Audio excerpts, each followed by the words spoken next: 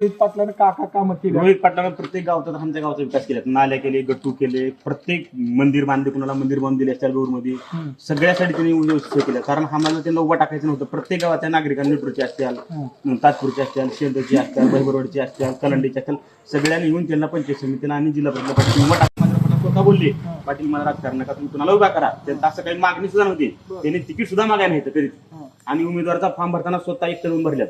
गावातलं सुद्धा कोणी नाही, त्यांची विश्वास नाही, कारण त्यांची चुलती वारंती. त्याच्यामुळे त्यांनी कुणाला प्रपोज सुद्धा केले नाही, चला तुम्ही भरा. कोण सुद्धा फॉर्म भरायला नाही, स्वतः तिनेच भरले फॉर्म.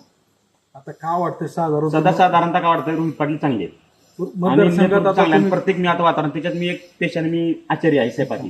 मी प्रत्येक आपल्या नेटवर्क सर्कलमध्ये निलंगा तालुक्यात, श्रीरामपूर तालुक्यात मी स्वयंपाक करतो. बरोबर तेवढ्या गावाचं वातावरण एक असं माझा अनुभव आहे की पाटलाला निवडून देतात आणि प्रत्येकाची इच्छा आहे पाटलाला मतदान टाकावं. बरं शिक्षण वगैरे सुशिक्षित आहे. सुशिक्षित शिक्षण आहे त्यांचा, उमेदवार शिक्षण चांगला आहे, त्यांना काही लाच लुचपत खायची गरज नाही, पैसे खायची गरज नाही, कुणाचे 2 रुपये घेणार नाही त्यांनी आजपर्यंत कधीच पैसे घेतले. हा